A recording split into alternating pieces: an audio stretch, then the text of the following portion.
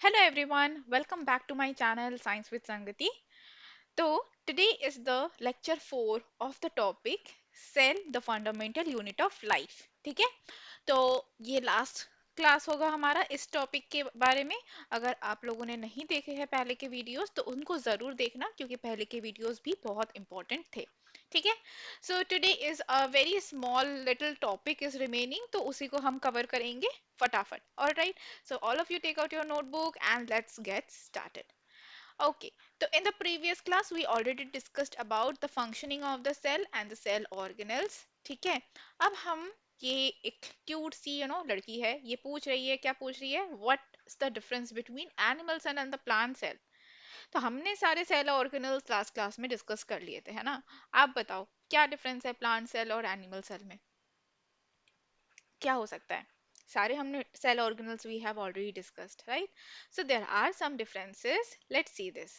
So let's see the diagram first. क्या दिख रहा है यहाँ पे, सबसे बड़ा तो पहले वैक्यूल दिख रहा है ना।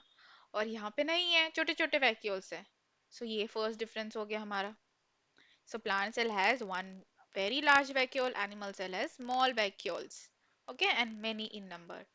नेक्स्ट क्या दिख रहा है, इसके पास होता है एक सेल वॉल, यहाँ पे नहीं है, cell wall is absent in the animal cell. ठीक है, ये डिफरेंस हो गया। नेक्स्ट हम क्लियरली देख सकते हैं कि प्लांट सेल में जो कलर आता है, it has the chloroplast, plastids होते हैं, ये देखो क्लोरोप्लास्ट प्रेजेंट है, बट एनिमल सेल में प्लास्टिड्स नहीं होते।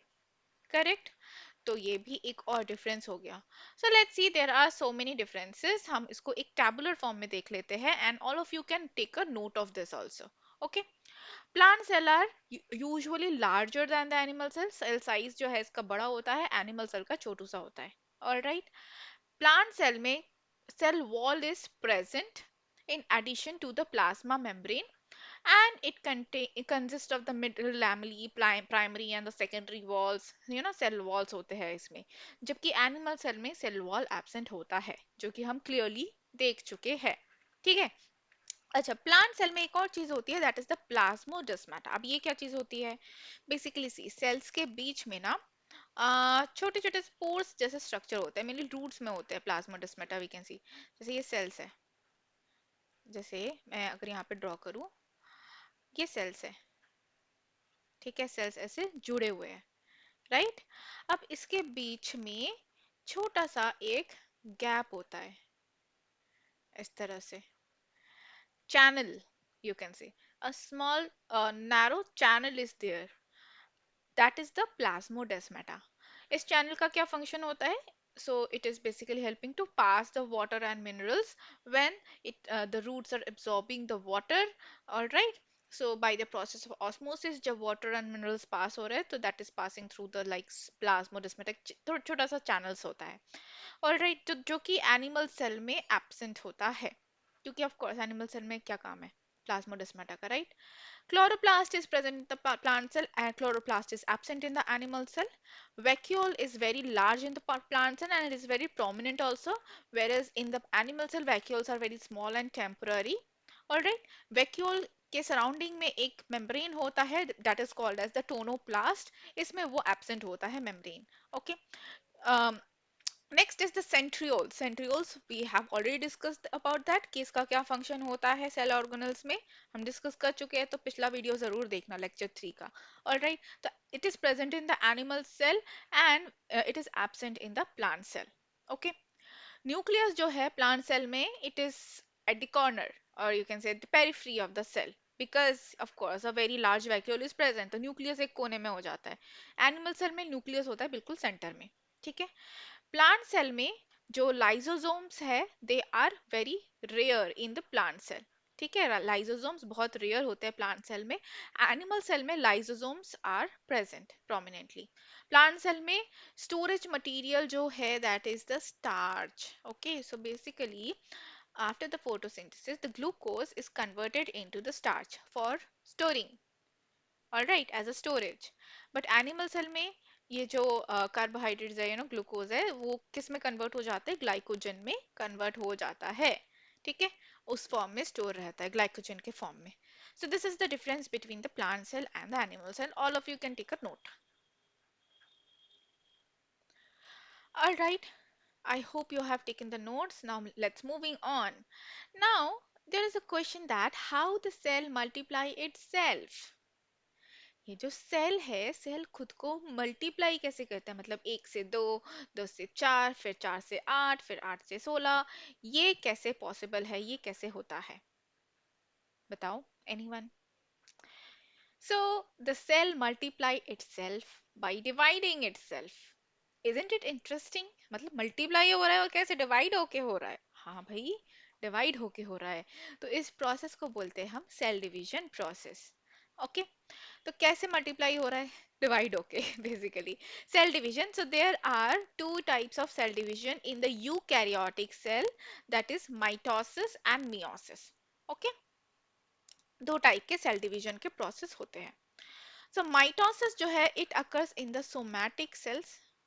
अब ये सोमैटिक सेल्स का मतलब बेसिकली बॉडी सेल्स, ठीक है? तो बॉडी सेल्स जो है that is also called as the somatic cells. And meiosis is also called as, it also happens in the sex cells, जिसको हम गैमीट्स भी बोलते हैं, ठीक है? So in the mitosis you can see this is the parent cell and it has 2n number of chromosome, ठीक है? 2n means हमारे केस में, अगर मैं ह्यूमन की केस में बोलूं, that is a 2 into 23 number of chromosomes. DNA का रेप्लिकेशन हुआ, ठीक है? डीएनए रेप्लिकेशन हो गया. अब जब सेल डिवीजन प्रोसेस हो रहा है, जब सेल दो सेल में डिवाइड हो गए, तो भी देखो यहाँ पे दो 2n नंबर ऑफ क्रोमोसोम ही है. So you can see that the chromosome number remains the same, right? So that's why this is also called as equational division.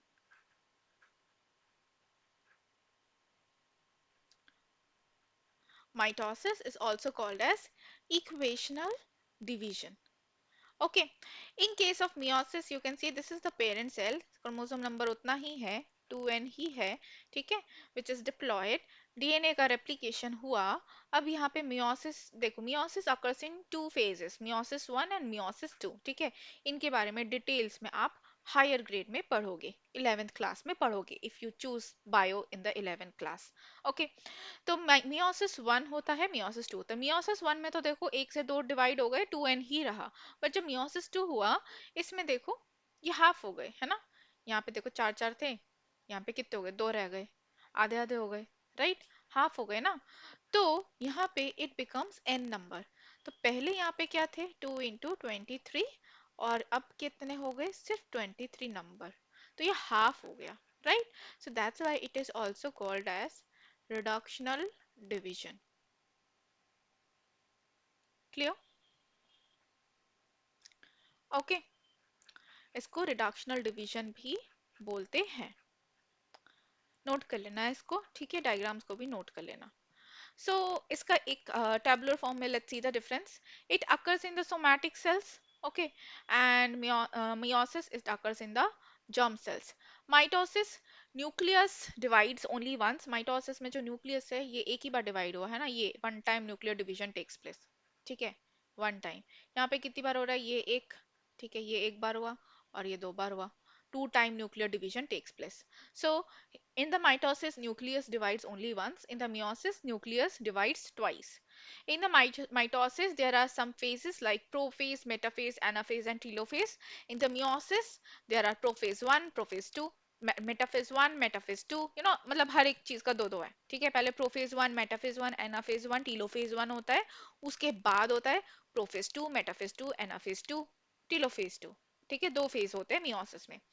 Mitosis में daughter cells are the diploid, that is 2n number of chromosomes. Meiosis में daughter cells are haploid, that is n number of chromosome. Mitosis में no crossing over takes place. Meiosis में crossing over भी होता है, जैसे कि आप यहाँ देख सकते हो. ये देख रहे हो, ये जो क्रोमोसोम्स है ये दोनों यहाँ पे क्या है? पेयर्स में अलग अलग है. यहाँ पे क्या हो रहा है? ये देखो, यहाँ पे ये क्रॉसिंग ओवर हो रहा है, राइट? एक के ऊपर एक आ रहा है, ओवरलैप हो रहा है, तो यहाँ पे काइस्मा बन रहा है. Okay, this is the crossing over. All right, अब इसकी अलग स्पेशलिटी होती है, इसका अलग फंक्शन होता है क्रॉसिंग ओवर का, वो आप हायर ग्रेड में पढ़ोगे, ठीक है?